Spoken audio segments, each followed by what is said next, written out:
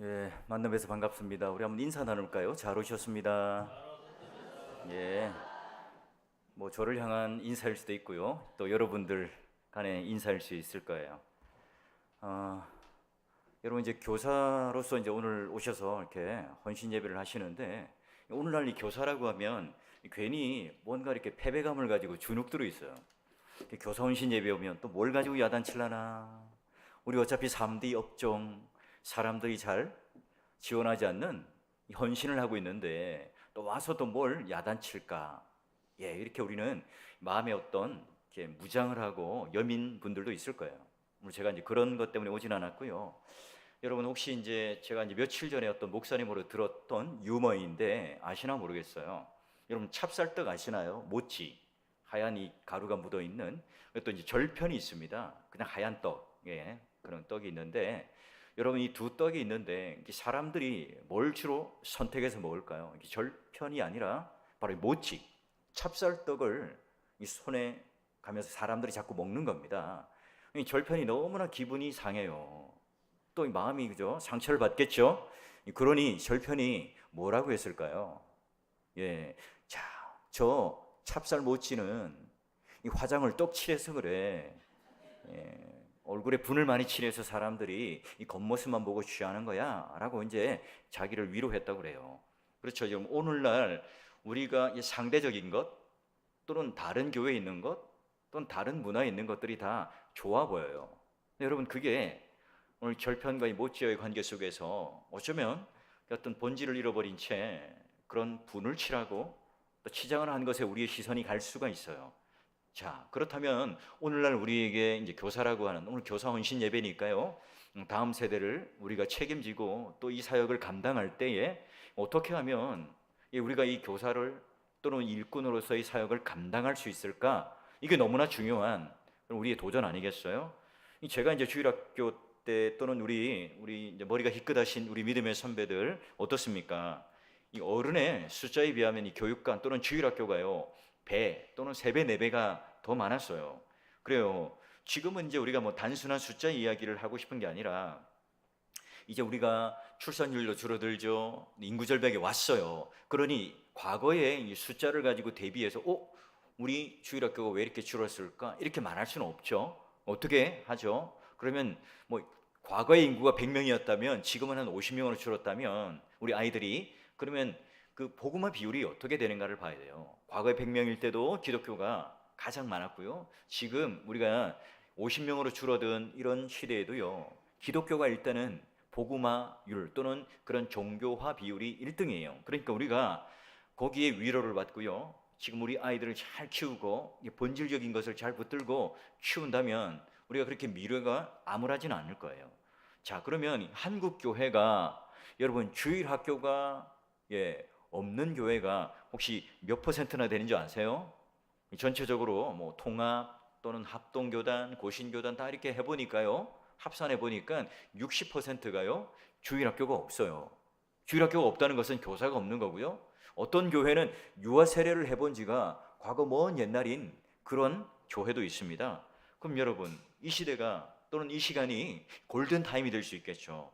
자, 그러면 교사로서 우리가 한결같이 갖는 마음이 뭘까요? 어떻게 하면 하나님께 쓰임받는 교사가 될까? 어떻게 하면 하나님께 택함받고 또한 그런 충성스럽게 쓰일 수 있는 일꾼이 될까? 여러분 이게 오늘 우리 마음 가운데 소원이고 도전 아니겠어요? 근데 여러분 이런 질문을 내가 이제 하나님 앞에 던진다 또는 내 스스로에게 한다고 생각할 때 여러분 내가요 교사에 적합한 사람이죠. 내가 이 교사라면요 내가 사명을 가지고 잘할 수 있습니다 라고 자신 있게 말하면서 여러분 손들 수 있는 분이 있습니까? 여러분 어때요? 저에게도 보니까 연말 되면 늘 전화가 옵니다. 목사님, 이제 교사 힘들어서 못 하겠어요. 나이도 이제 많이 먹었고요.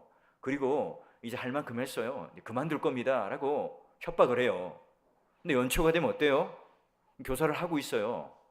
왜 그래요? 아하, 내가 빠지면 교사할 사람이 없구나. 그런 생각을 가지고 하는지 모르겠어요. 자, 그러면 여러분 우리가 이제 교사로서 또는 우리가 또 교사를 해 보셨고 또 할 예정인 분들도 있겠죠. 어떻게 하면 우리가 하나님 앞에 쓰임받는, 칭찬받는 교사가 될 수 있을까? 오늘 우리가 이 사사 입다를 한번 살펴보면서 우리가 가져야 된 일꾼으로서의 도전 또는 신앙으로서의, 교사로서의 어떤 사명을 가지고 또 어떻게 쓰임받을까 한번 도전을 받고자 하는데요. 여러분, 이스라엘이 이제 이방 신들을 섬김으로 말미암아 범죄합니다. 하나님께서 그 이방인들을 보내셔서 이스라엘을 탄압하고 괴롭히죠. 이스라엘이 괴로워서 하나님께 부르짖어요. 하나님 살려주세요. 고통스러워요. 그러면 그때 하나님께서 사사를 보내주시죠. 그래서 구원을 베풀어 주시고 또 어느 기간 평안을 이룹니다. 여러분, 이게 사사기 전반에 흐르는 그런 어떤 패턴이죠. 나선형 형식의 스피로를 한 어떤 형식입니다. 자, 그러면 이제 이스라엘에 있다가요, 큰 용사였습니다. 그런데 여러분, 이 결정적인 약점, 결함이 있습니다. 성경에 뭐라 그러냐면 기생이 낳은 아들이라. 이게 문제죠. 여러분 생각하는 기생은 뭐죠? 길거리에서 몸을 파는 또는 술을 파는 작부라, 이렇게 우리가 단순하게 생각하지만 여러분, 그 당시 기생이라고 하는 것은요, 이방 신전에 말하자면 몸을 팔고 예배를 드려주는, 우상을 섬겨주는 그런 여사제를 말합니다. 그럼 창세기 38장에 유다, 시아버지 유다와 그 며느리였던 다말이, 이야기 알죠?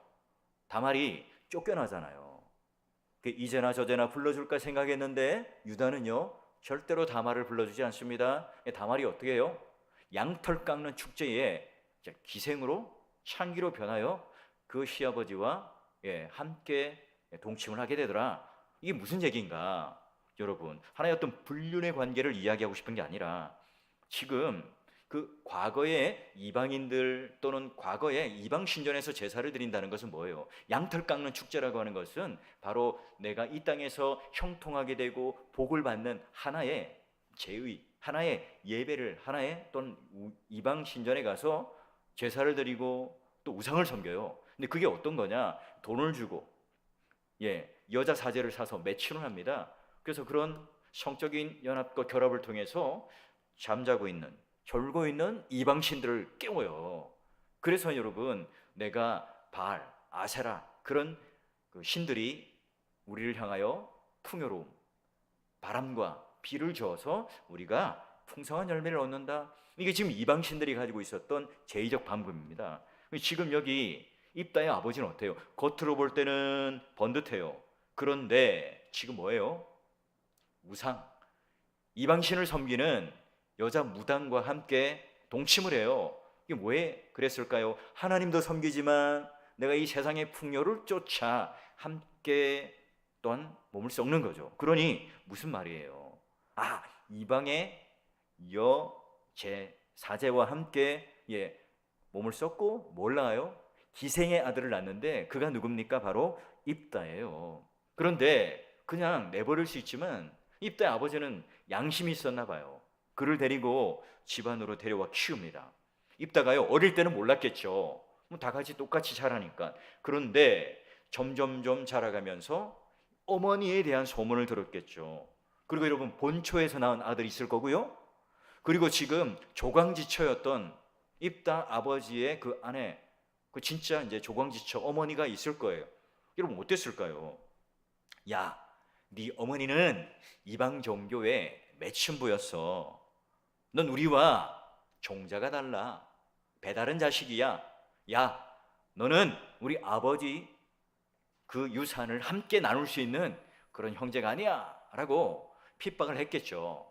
여러분, 그를 향해 계속해서 그 약점을 붙들고 공격했어요.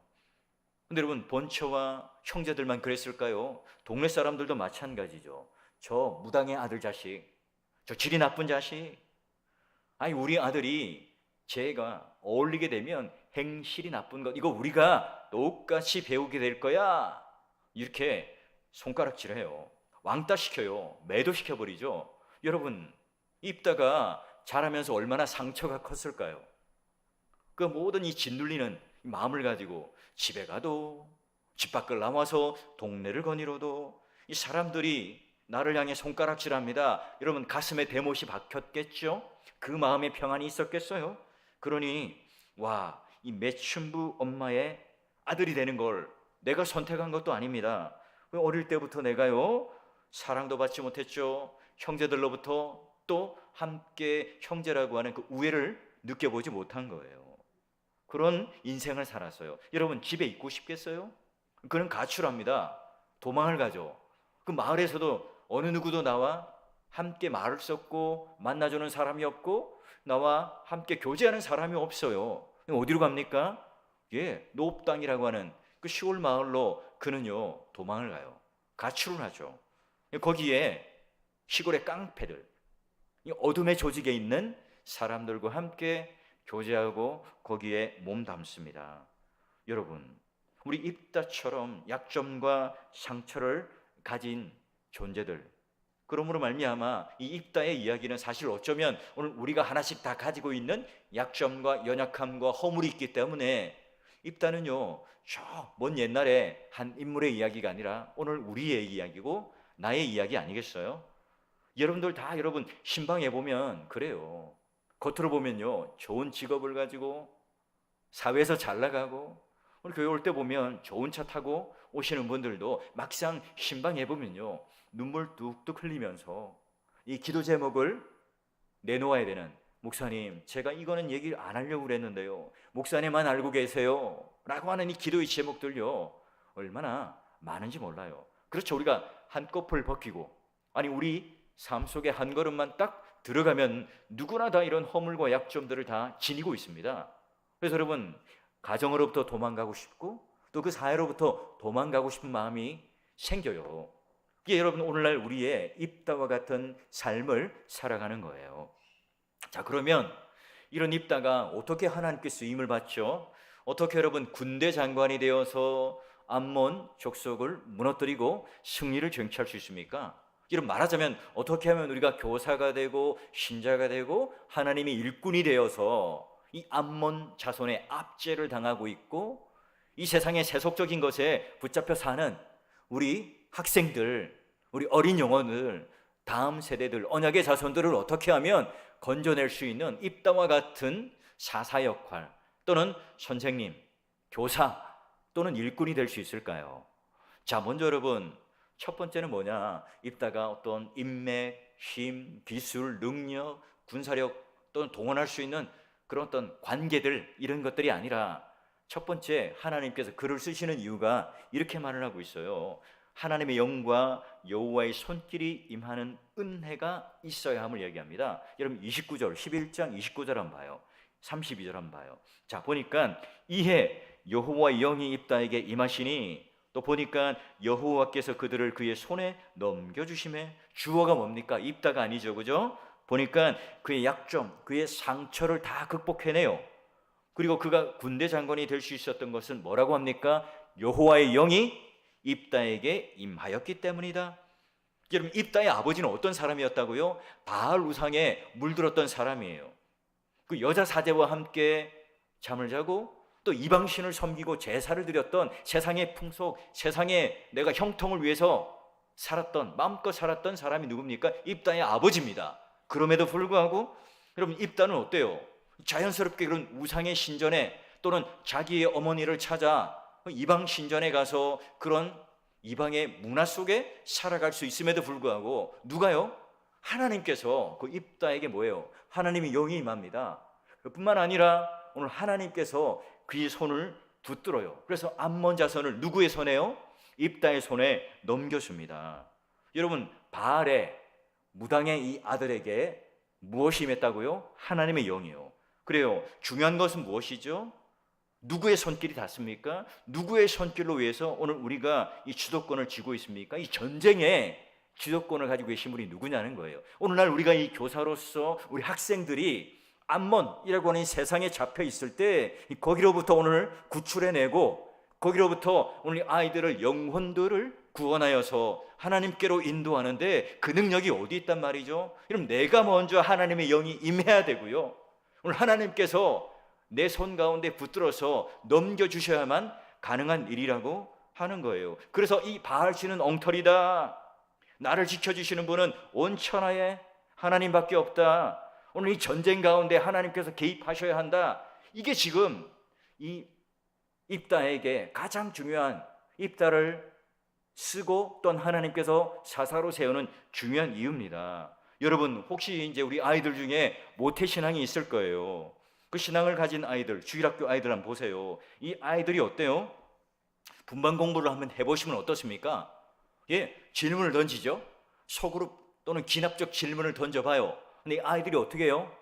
머리를 극적이면서요, 그 신학적인 정답을 잘 얘기합니다. 기가 막히게 얘기하죠. 우리 아들도요, 이 가정 예배를 드려보면 신학적인 정답을 잘 얘기합니다. 오늘도 오늘 오전 예배, 공예배 설교 제목이 뭐야? 얼른 여러분 주보보고요, 다다닥 카톡에 칩니다. 뭐라고? 그러면 여러분, 이제 이 한국 교회에 그런 식으로 오늘 아이들이, 모태신앙인 아이들이 그냥 교회에 잘 적응해서 뭔가 잘 되고 있는 것 같은데, 교회에 목사님의 아들, 중직자의 아들, 이런 아들들, 딸들이요, 이 교회를 적응하지 못하고 출석을 안 하는 자녀들이 너무너무 많아요. 여러분, 그래서 제가 이제 서울에 있을 때나 보면, 유학을 오면 권사님하고 아들이 와요. 그리고 한 주, 두 주 나오고, 권사님은 되었다 싶어서 이제 시골로 내려가고, 그 아들은요, 그 다음 주에 저를 찾아와요. 목사님, 감사합니다. 이제 저를 찾지 마세요. 제가 고등학교 때까지는요, 엄마의, 아버지의 체면 때문에 제가 교회를 다녀드렸어요. 이제는 제가 그 길을 선택할 겁니다. 안녕히 계세요. 그러는 친구들이 종종 있어요. 여러분, 사무엘은 어때요? 성전에 바쳐진 아이로 자라요. 근데 여러분, 엘리 제사장의 아들들을, 홈리와 비누아스 어떻습니까? 그 아버지 제사장 밑에서 얼마나 여러분 제사 드리는 예전들을 잘 배웠을까요? 그런데 뭐예요? 오늘 그 안에 하나님의 영이 임하지 않아요? 하나님의 손에 붙들리지 않습니다. 그들이 어떻게 살아갑니까? 성전이라는 곳, 예배드리는 곳, 하나님의 예전이 있는 곳, 하나님의 영광과 임재가 있는 그곳에 오히려 뭐예요? 죄악을, 범죄를 저지릅니다. 가져오는 그런 제사의 제물들을 취해서 그냥 육회, 사시미를 먹어요. 그리고 막 거기 성전에 수종드는 그런 여인들을 범하기도 합니다. 여자들 희롱하고요, 마음대로 갈취를 했어요. 여러분, 반대로 우리가 예수를 믿지 않는 집안이지만 교회에 꾸역꾸역 나오는 우리 아이들도 있을 거예요. 여러분, 이 아이들의 우리는 관심을 가져야 합니다. 가정 형편이 좋지 못하고 집에서 이 부모님이 교회 가는 걸 반대하는 아이들임에도 불구하고 이제 일대 이런 예수를 믿는 친구들이 있을 거예요. 이 아이들 큰 인물이 나온다고 생각해야 돼요. 그래서 여러분, 교회 안에 여러분 알고 있는 그런 중직자들, 잘 나가는 그런 믿음의 집안의 아이들, 여러분 이런 아이들을 맡고 싶죠. 쉬우니까. 전화 안 해도 여러분 교회 나오잖아요. 애들, 너 왜 나오냐 교회? 뭐라고 말해요? 엄마가 용돈을 안 주기 때문에요. 제가 교회 안 나가면 용돈이 끊깁니다. 그런 이유라도요, 교회 잘 나와요. 근데 여러분, 중요한 것, 여러분 이 예수를 믿는데 일대 부모가 믿지 않지만 오늘 입다의 아버지처럼 엉뚱하지만, 그러나 여러분 입다를 통해서 하나님의 영이 임하고 그 손에 잡힌 친구라면요, 여기에 인물이 나오죠. 여러분, 하나님 말씀과 이 은혜를 맛보면 끝나잖아요. 끝나버려요. 입다는 지금 이 자신의 약점 때문에, 허물 때문에 이 자신을 쓰임받지 못한다, 이런 생각으로 그의 인생을 포기하지 않습니다. 히브리서는 지금 입다를 어떻게 평가할까요?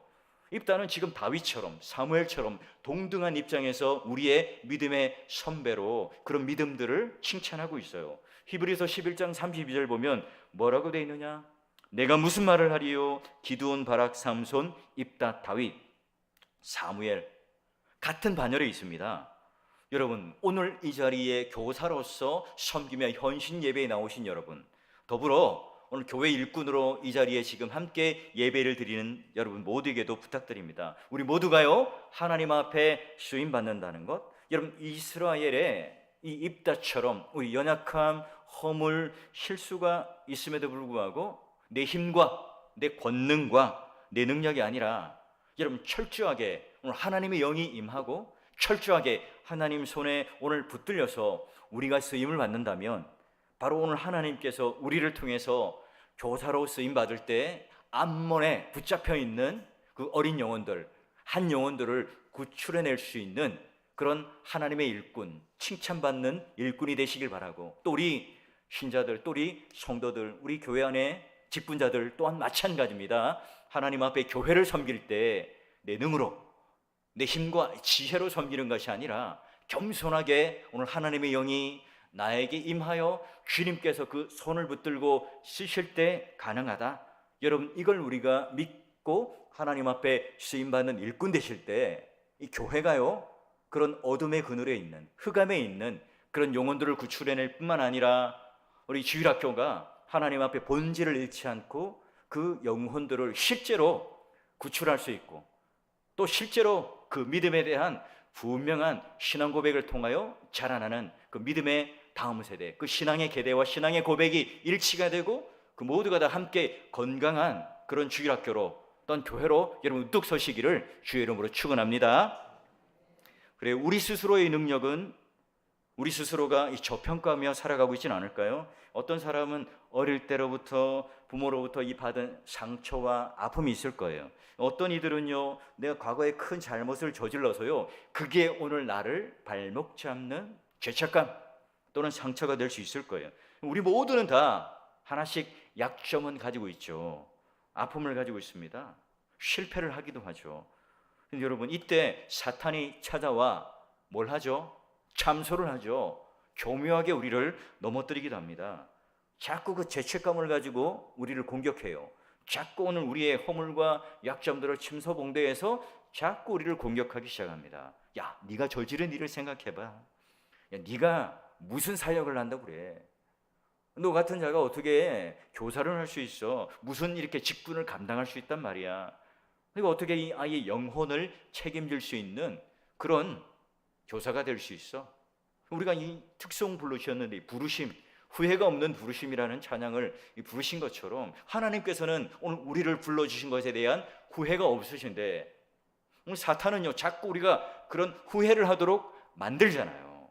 여러분, 이때 이 사탄의 속삭임에 우리가 넘어가서는 안 돼요. 하나님은 약점 없는 사람, 효용의 가치가 없고 또는 큰 과거의 실수가 없고 약점이 없는 사람, 그런 사람, 겁 없고 용감한 사람, 용맹한 사람만을 쓰시지 않습니다. 여러분, 과거에 어떤 아픔을 가지고 있어도, 어떤 약점을 가지고 있어도, 어떤 허물을 가지고 있어도, 심지어 우리가 세상에 그런 직업, 학력 이런 것들이 좋지 않더라도, 여러분 성공하지 않더라도 아무런 상관이 없죠. 하나님께서 여러분 쓰임받는 사람치고 이런 약점과 허물이 없는 사람이 없잖아요. 성경을 보면 놀랍도록 오늘 우리의 허물과 수치와 약점을 그대로 드러내요. 감추지 않아요. 오히려 여러분 더 도드라지게 설명을 해요. 야고보 볼까요? 그는 성격적으로 참 문제가 많았잖아요. 하나님을 믿기보다는 언제나 자기 꾀, 자기 생각을 믿었어요. 자기를 의지했죠. 여러분, 사람들을 종종 속여요. 첫 번째로 쌍둥이형 에서를 속이잖아요. 사냥 갔다 왔는데 그 배고픔을 이용해서 장자의 명분을 얻습니다. 이게 울그락불그락 자기의 죽음을 모면하기 위해 도망쳐서 가요. 팥죽으로 장자의 명분을 사죠. 또 여러분, 나중에 삼촌 라반 집에 가서 또 속임을 가지게 됩니다. 다른 사람의 어떤 축복을 자꾸 갈아채는 그런 역할들을 하고 있잖아요. 계속해서 야곱은 꾀를 부려요. 자기 힘대로 합니다. 마침내 그는 어떻게 해요? 바로 브니엘 야복 강가에서 그 꺾임으로 말미암아 그는요 변화가 되고 새로운 이름 이스라엘을 얻잖아요. 야곱의 아들 유다는 어떻습니까? 여러분, 충격적이게도 이 자기 며느리가 이 어떤 계대 결혼을 해줘야 되는데 해주잖아요. 요즘 사유 같으면 여러분 시아버지와 며느리가 함께 동침했다, 여러분 사회적으로 매장당해야 되잖아요. 그런데 이런 갈짓자로 가고 있는 인생을 어떻게 해요? 하나님께서는 바르게 고치셔서 그 길들을 걸어가게 하세요. 여러분, 예수님께서 쓰셨던 사람들도 모두가 다 단점과 허물과 과거의 실패들이 다 있잖아요. 우리가 아는 대로 당시에 마태는 어때요? 사람들이 손가락질하는 매국노, 세리의 역할을 하는 사람이었고요. 막달라 마리아, 7 귀신 들린 여자, 또 예수님께서 이 땅에 이 제자들을 보면 하나같이 다 그런 실수와 약점들이 다 있지만 이 땅에 복음을 전하는 도구로 사용하셨어요. 여러분, 우리가 교회 안에 있을 때 이 사탄이 가지고 있는 이 무시무시한 독화살들로 오늘 우리를 향하여 톡톡 쏘면서 무너뜨리는 일들이 얼마나 많습니까? 하나님이 나를 사용하시고자 할 때, 내 하나님 순종하고 나가면요, 이 사탄의 목소리가 오늘 우리를 향하여 참수하거나 무너뜨리지 못하는데요, 이게 지금 안 되죠. 하나님께서 그러면 이와 같이 허물 많은, 약점 많은 입단을 쓰셨는데요, 우리가 온전히 쓰임받고 전쟁에서 승리하면 여기서 끝나면 얼마나 좋을까요? 와, 우리가 암몬을 물리쳤다, 좋아. 그런데 여러분, 이스라엘의 사사가 되었고 성공했고 전쟁에서 이겼습니다. 인생의 정점에 되는 날, 그가 모든 사람들로부터 이제 깡패 입다, 사사행아 입다, 무당의 아들 입다가 아니라 우리의 사사 입다가 되었을 때예요. 근데 그가 전쟁에 이기고 난 이후에 어떤 결정적인 실수를 하죠? 자, 보니까요, 오늘 우리가 교사가 구해야 할, 일꾼이 구해야 할 두 번째 특징이 뭐냐? 바로 여호와께 지혜를 구하되 끝까지 구하며 살아야 되는 거예요. 자, 11장 31절 보니까 이렇게 되어 있죠. 자, 이제 이 암몬 자손과 싸우게 되는 그 순간, 그 직전에 하나님께 서원을 해요. 내가 먼저 영접하는 그 자를 번제물로 드리겠습니다. 그런데 전쟁에 이기고 나서 처음 만났던 그 자가 누구예요? 무남 동료 딸입니다. 여러분, 입다가 이해되세요? 하나님께 어떻게 이런 맹세를 할 수 있죠? 그 전쟁에 이기고 돌아올 때 첫 번째 만났던 그 자를 내가 번제물로 드리겠습니다, 인신 제사를 하겠습니다. 이방인은 문화잖아요. 근데 그걸 가지고 하나님께 서원을 하고 겁니다. 여러분, 무남 동료의 딸 입다, 그의 사랑하는 딸을 이제 잃어버리잖아요. 여러분, 이 서원으로 말미암아 훗날 가슴 치는 그런 일을 경험합니다. 입다는 어때요? 섣불리 하나님께 서원함으로 가족은 물론이고 그 사회에 있는 모든 사람들이 다 가슴을 치며 후회하는 슬픔을 주는 잘못을 범하고 있어요. 여러분, 이게 얼마나 잘못이에요? 얼마나 어리석은 일이죠? 하나님이 시켰나요? 사람들이 부추겼어요? 아니면 자기가 뭔가 잘 지혜로서 이렇게 하나님께 해야만 전쟁에 승리할 수 있다고 그가 뭐 말씀을 보고 확인한 걸까요? 그렇지 않습니다. 지금 당장 자기에게 일어날 일이 아닌 절실한 일이 아니에요. 그럼에도 불구하고 하나님께서는 사람을 제사로 드리고 번제물로 드리는 것을 금지하셨잖아요. 그런데 지금 그가 그 인신 제사를 해요. 사람을 번제물로 드리겠답니다. 그럼에도 불구하고 여러분, 이해가 안 되는 건 히브리서에 그가 지금 우리 믿음의 롤 모델이고 또한 우리 믿음의 조상이라고 이야기를 해요. 여러분, 그렇죠. 우리가 성경을 읽다 보면 성경에 나오는 모든 우리 인물들은요, 그들을 우상화시키잖아요. 그 인물들의 장점들만을 이야기하는 위인전이 아닙니다. 성경은 언제나 우리가 따르고 존경할 만한 그런 인물들도 다 약점을 기록하고 허물들을 기록합니다. 그래요, 그대로 드러내죠. 그래요, 우리 사람의 실패와 단점을 그대로 이야기하고 기록하는 이유가 뭡니까? 그들의 잘못, 그들의 수치를 드러내기에 아주 재미있게 우리가 성경을 읽으라고 그런 걸까요? 그들의 길, 그들의 실수를 되풀이하지 않기 위해서요? 여러분, 이건 다 하나님의 의도입니다. 입다가 믿음의 장에 기록될 정도로 그런 이름에 올랐지만, 여러분, 입다가 잘못을 저지른 이것도요, 분명하게 성경에 기록을 하고 있습니다. 여러분, 우리가 마찬가지예요.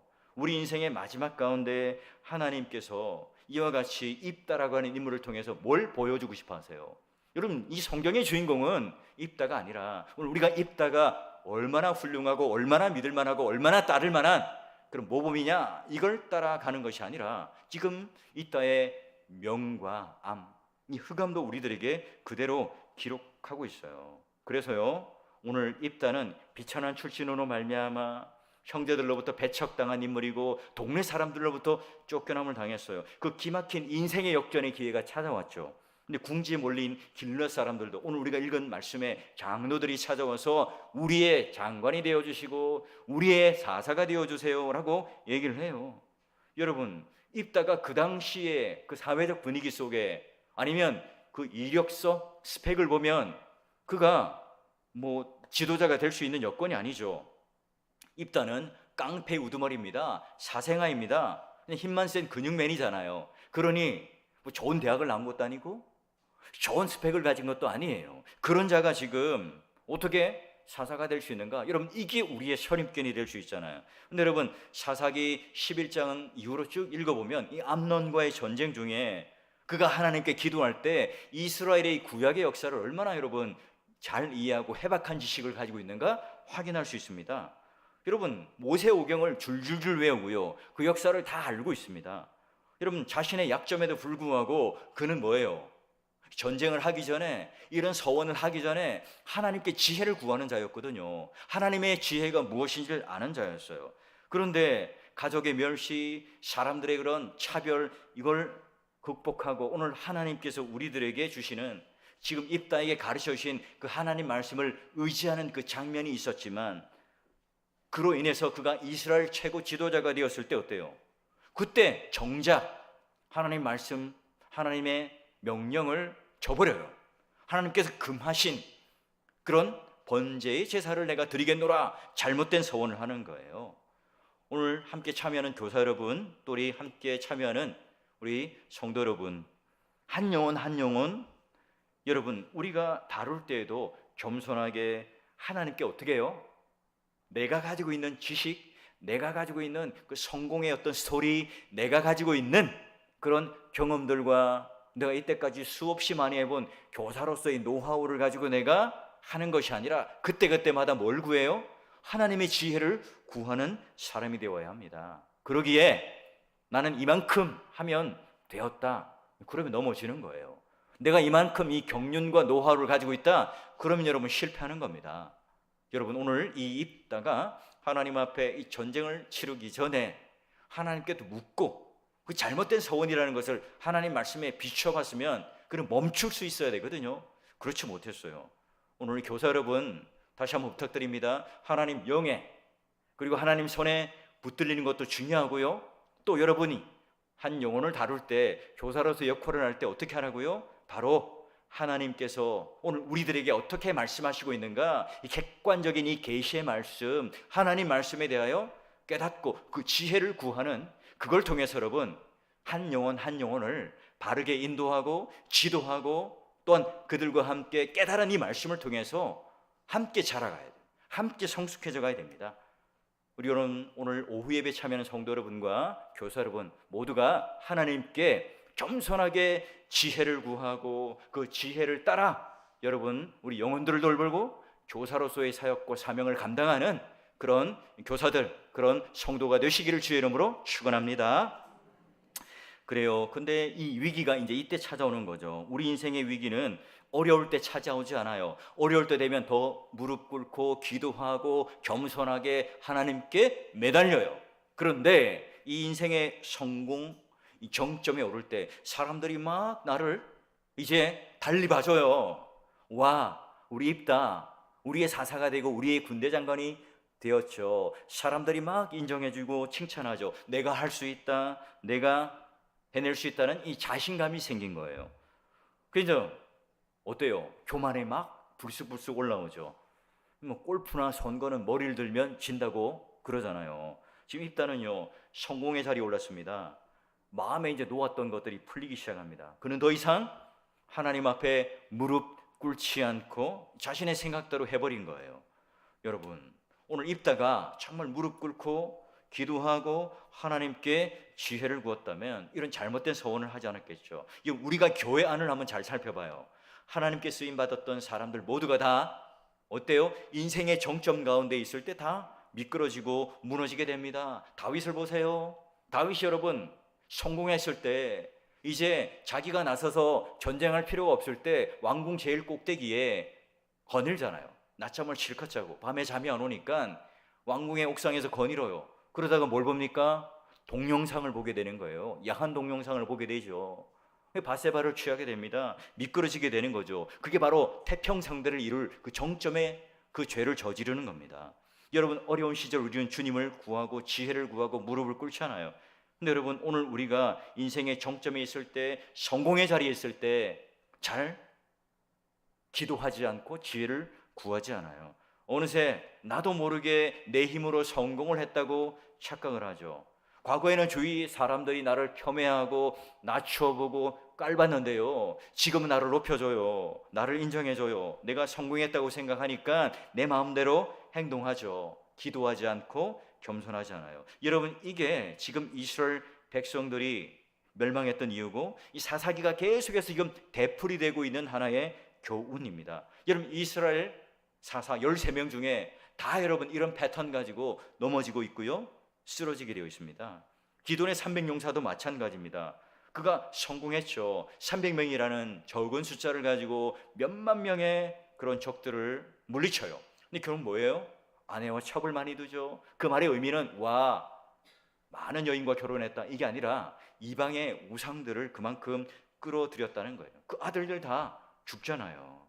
여러분, 입다가 이 마찬가지 길을 가고 있습니다. 성공했죠? 잘 되는 것 같죠? 이때 오늘 우리가 하나님께 더 묻고 무릎 꿇고 겸손할 때, 여러분, 우리가 이와 같은 일들을 경험하지 않고 하나님께서 주신 지혜로 걸어갈 수 있어요. 그 이후에도 뭐예요? 동족인 에브라임과 전쟁을 치르고 동족 상잔의 비극을 또한 경험하게 됩니다. 믿음의 동역자 여러분, 오늘도 여전히 하나님께서는 당신이 사용할, 당신이 쓰실, 당신이 택한 그 하나님의 사람을 찾고 계세요. 오늘날 우리의 음식의 기갈이나 또는 먹을 것, 돈의 기갈이 오늘 우리들에게 있는 것이 아니라 이와 같이 하나님 영에 사로잡히고 하나님께 지혜를 구하는 그 사람을 하나님께서는 찾고 계신 거죠. 근데 점점 이런 사람들이 희박해져 가고 있어요. 이런 분반 공부할 때 어때요? 우리 아이들, 주중에 뭘 하고 있는지 소통이 잘 되고 있습니까? 물어보고 있어요. 뭐 때문에 고민하고 있고, 왜 자살 충동을 느끼고 있고, 학교 폭력, 또 성적, 이성의 문제, 게임 중독, 여러분 이런 이야기들을 아이들과 터놓고 이야기하는 그런 시간들을 가지고 있습니까? 여러분, 저를 비롯해서 부모님들, 교사들도 마찬가지예요. 이걸 정말 몰라요. 이걸 정말 이해하지 못한다는 거죠. 여러분, 요즘에 젊은이들이 뭘 좋아하는지 아세요? 음식? 쇠고기요? 우리 어르신들은 쇠고기 좋아하죠. 우리 아이들은요, 마라탕, 탕후루 이런 거 좋아해요. 탕후루 여러분 뭔지 아세요? 알고 계시면 여러분 신세대예요. 우리 주일학교 아이들 탕후루 먹으러 갈까? 오, 예! 할 거예요. 야, 우리 초코파이, OS 이런 거 주면요, 애들 쳐다보지도 않습니다. 물론 군대 가면 어때요? 그것 때문에 교회를 나올 수는 있지만 우리 아이들은 지금 완전히 달라졌어요. 여러분, 우리 아이들이 뭐 프로그램, 재미를 느끼기 위해서 교회를 온다. 여러분, 교회가요, 세상보다 다른 더 나은 기쁨과 즐거움을 주지 않으면요, 이 아이들은요 그런 먹을 것, 그런 재미있는 프로그램으로 그 아이들이 오지 않는 거예요. 여러분, 예수 그리스도를 진짜 믿는 순간, 예수 그리스도를 진짜 내 주인으로 모시는 순간부터 이 아이들은요 교회의 재미를 느껴요. 진짜 이 복음의 진한 복음이 오늘 나에게, 내 영혼에, 내 삶 가운데 파고 들어올 때, 그 복음이 진짜 제대로 증거될 때 어떻게 해요? 바로 그때 그 아이들이 변하고 그 아이들이 진짜 교회에 대한 재미와 흥미를 느끼게 돼 있죠. 어떤 목사님이 이제 간증한 한 내용이 있어요. 고등학교 때 예전에는 학생의 모임이 있었죠. 주로 이제 언제 했어요? 토요일 오후. 토요일도 우리 학교 갔잖아요. 오전에 학교 갔다가 토요일 오후에 교회에 가면 이 학생애들끼리 모여서 기도회도 하고 이러잖아요. 그래요. 그래 딱 갔는데 뭐라고 불러요? 영인 형제님. 그 영인은 누구냐면 제 이름 영인입니다. 자기를 소개하죠. 저는 김미자입니다. 일단 첫 번째는 형제라는 말에 깜짝 놀라고요. 두 번째는 여러분 그 미자라는 이름 때문에 또 깜짝 놀라는 거예요. 혹시 여기 이제 미자 씨는 없죠? 우리 교회는 미자가 몇 분 되세요. 여러분, 그런 수련회 기억하세요? 남자 아이들이 쫙 가면 어때요? 바닷가로 부르죠. 야, 2,000원만 내면 3박 4일 4박 5일 수련회도 하고 레크레이션도 하고 캠프파이어도 할 수 있단다. 이래가지고 이 아이들이요, 그래서 여러분 주일날 예배 드리는 인원보다 수련회 가는 인원들이 더 많았죠. 2,000원 3,000원 내고 이제 갑니다. 가면요, 이야, 기대감을 가지고 하는데 어때요? 야, 담배하고 술 가져온 사람 다 가져와. 다 뺏기죠. 그리고 바닷가로 다 불러요. 좌로 굴러 우로 굴러 막 굴리죠. 오호, 이 교회는 왜 이럴까? 이 교회는 이 깡패 집단들만 있는 건가? 이렇게 이제 흘러가죠. 그 배가 고파요. 식당 앞에 밥을 먹으려고 그래요. 뭘 하죠 그때? 성경 암송을 하죠. 와, 밥도 제대로 안 주네. 나를 이렇게 괴롭게 하나. 그 뭘 해요? 아, 친구야, 레크레이션은 언제 도대체 하는 거야? 아, 곧 집회를 할 거야. 예, 그래서 이제 집회를 하면서 저녁에 딱 나타나죠. 이 장엄한 샌디 사이즈가 막 울려요. 불은 또 꺼놓죠. 예, 검은 양복에 빨간 넥타이를 맨 웬 아저씨가 나타납니다. 그리고 인사를 하죠. 할렐루야. 뱀장사 목소리와 같이 쫙 깔린, 저분이 누구야? 아, 우리 교회 전도사님이야. 설교 후에 이제 막 부를 거요. 그리고 이제 기도회를 하잖아요. 다 무릎을 꿇려요. 그리고 이제 막 기도하기 시작하죠. 그리고 예수 믿지 않는 친구 앞에 딱 섭니다. 하나님, 여기 사단의 종된 자식이 있습니다. 그 이제 눈을 뜨면서 이게 뭐지 하고 생각하고 있는데, 예, 그 자식이 눈을 뜨고 있습니다. 예, 얼른 눈을 감죠. 제 이 불쌍한 놈을 위해서 하나님, 우리가 기도하겠습니다. 자, 우리 아이들 모이세요 해가지고 약장사 같은 이 아저씨가 어때요? 머리를 붙들고 아이들이 막 몸을 붙들고 기도하죠. 그게 여러분 수련회 가서 예수님을 만난 사람들의 첫 경험 아닙니까? 여러분, 이 교사가 그래요. 성경적인 지식을 가르치는 것, 우리가 객관적인 지식을 가르치는 것 참 중요해요. 근데 더 중요한 것, 예수 그리스도를 인격적으로 만나야 되죠. 복음을 들어야 합니다. 아이들이 그 복음을 듣고 예수 그리스도를 인격적으로 만날 때 말씀이 들려요. 말씀의 단맛을 느낄 수 있죠. 그래서 여러분, 교회가 재밌는 프로그램이 있어야 되고, 교회 안에 재정적인 어떤 것들을 부어야 되고, 교회 안에 또 여러 가지 그런 주일학교를 위한 배려를 해야 됩니다 라고 해서 여러분 많은 물질적인 것들, 맨파워 이런 거 붙지만, 그럼 여러분 정작 뭐예요?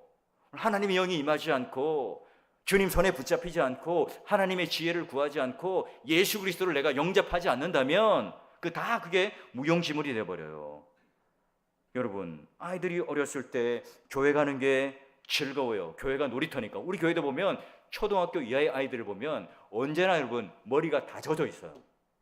다 여러분 옷이 다 젖어 있어요. 그래서 얘들아 한번 와 안으면요 막 축축합니다. 예, 신나게 뛰어놀죠. 그런데 여러분, 초등학교 고학년 중등부 넘어가게 되면요 교회를 안 가고 싶어 하는 거죠. 교회 끝나면 얼른 집으로 가려고 그래요.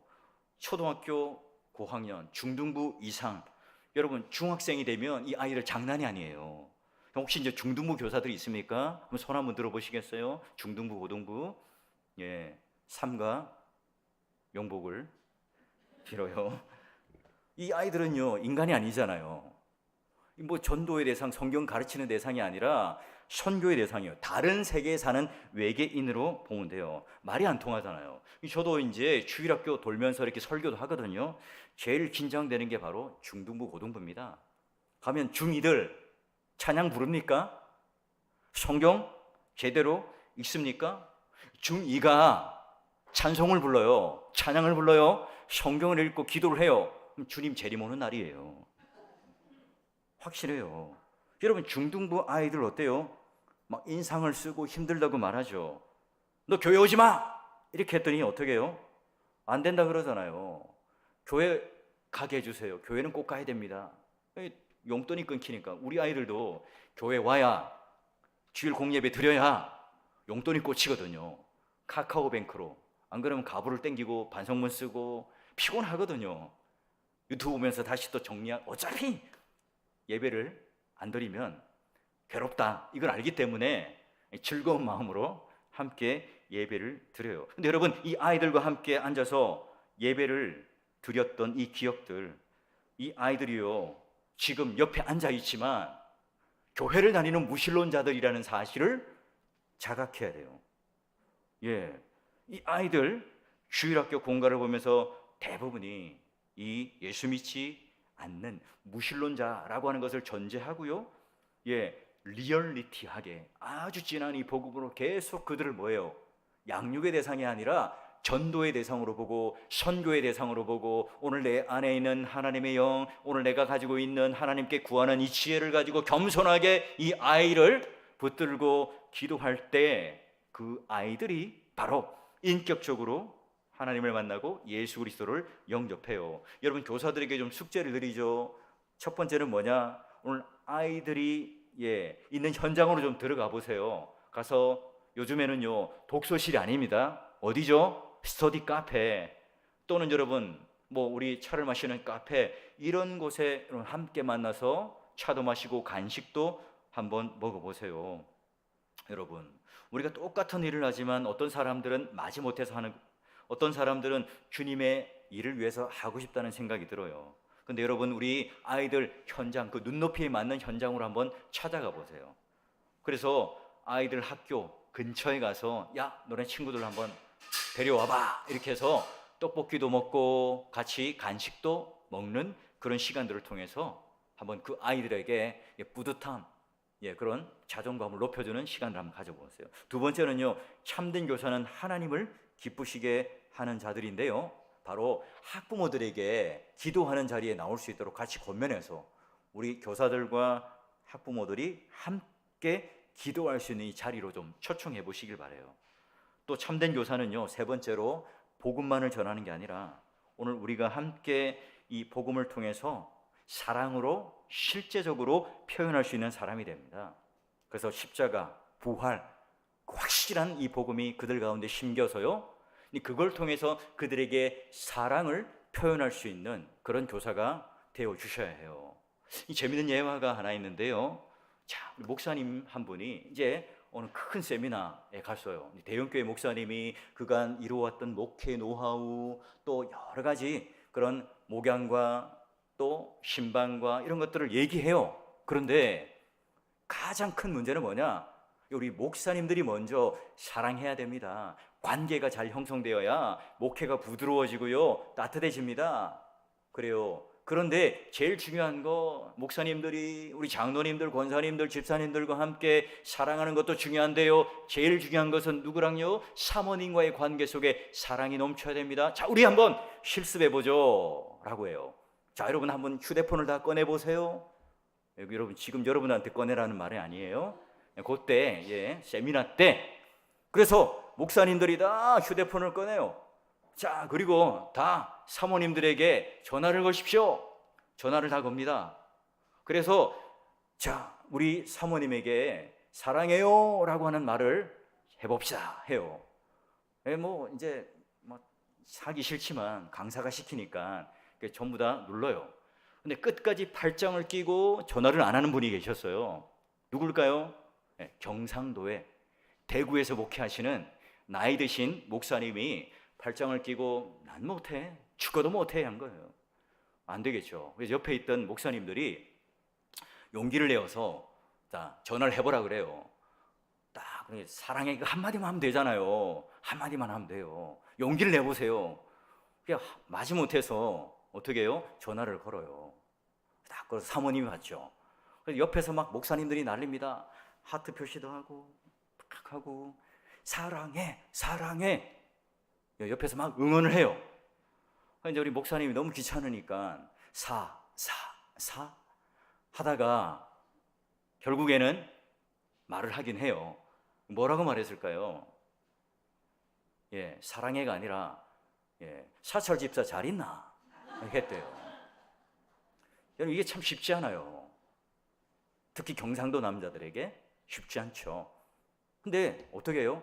그 말 한마디를 통해서 실질적으로 오늘 사모님과의 관계가 완전히 달라지는 거잖아요. 우리 아이들과의 관계도 마찬가지입니다. 이 거짓된 또는 미혹된 이런 어떤 미끼가 아니라 진짜 진실된 이 사랑으로 사랑해, 이 한마디가 진실된 말이 그 마음 가운데 딱 심길 때 오늘 하나님의 영이 임하여 하나님 손에 붙들리어 하나님께 지혜를 구하는 이 모든 것들이 실질적으로 나만 그 은혜를 받아 누리는 입다로서뿐만 아니라 암몬 자손의 세속적인 것에 붙들려 있는 수많은 우리 영혼들, 우리 언약의 자손들, 예수를 믿지 않는 우리 자녀들, 결혼하고 나서부터 교회를 치고 있는 우리 자녀들, 가난한 성도들, 영적 침체에 있는 우리 성도들에게 동일하게 오늘 이런 하나님 앞에 쓰임 받는 놀라운 일꾼으로 여러분 모두가 사상 입다가 되셔서 허물, 약점, 여러분 이런 것에 우리가